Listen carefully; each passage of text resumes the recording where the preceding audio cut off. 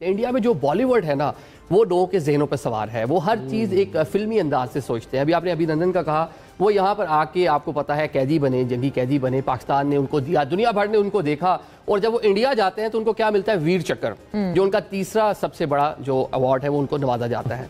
तो ये जनाब वो ऑपरेशन स्विफ्ट रिटॉर्ट जिसकी आप बात कर रही हैं, 27 फरवरी 2019 पाकिस्तान ने किस तरह से उनको जवाब दिया। तो जब प्रैक्टिकली आप आते हैं ना, तो ये बॉलीवुड नहीं है। यहाँ पे आके फिर आपको कुछ करना पड़ेगा। जब आप आते हैं तो आप क्या करके गए थे, ये बाजी में सब ने देखा। एक बल्कि मजे की इंटरेस्टिंग मैं एक देख रहा था एक सर्वे इंडिया में कि इंडियन अवाम, वो केबीसी जो है वो इस तरह, क्या उसका नाम है, कौन बनेगा करोड़पति वाला, वो उस स्टाइल में कि कितने परसेंट जो इंडियन है वो समझते हैं कि एक साथ इंडिया चीन और पाकिस्तान के साथ लड़ सकता है। 60% जो इंडियंस हैं उनका माइंड इस तरह का उन्होंने कहने के बना दिया है, बन गया है कि वो समझते हैं एक साथ दोनों को एंगेज कर सकते हैं सिनेमा की वजह से ना। तो हालांकि ग्राउंड पे हालत ये है कि आपके जब आप एडवेंचर करने की कोशिश करते हैं, किस तरह मिस एडवेंचर होता है और किस तरह बाद में आपको दुनिया के सामने जाके तरले करने पड़ते हैं। पाकिस्तान किस तरह एक अमन जो एक पाकिस्तान की एक डिज़ायर है रीजन के अंदर कि हम अच्छे से रहें, और पाकिस्तान किस तरह उसको दुनिया के सामने पेश करता है। तो ये सिर्फ बातें हैं, तो मेरे ख्याल से होना कुछ नहीं है। तो रैशनल वॉइसेस जो इंडिया के अंदर है, इंडिया एक बड़ी इकॉनमी है, दुनिया की सबसे बड़ी पॉपुलेशन है, वहाँ जो रैशनल वॉइसेस है उन्हें आना चाहिए।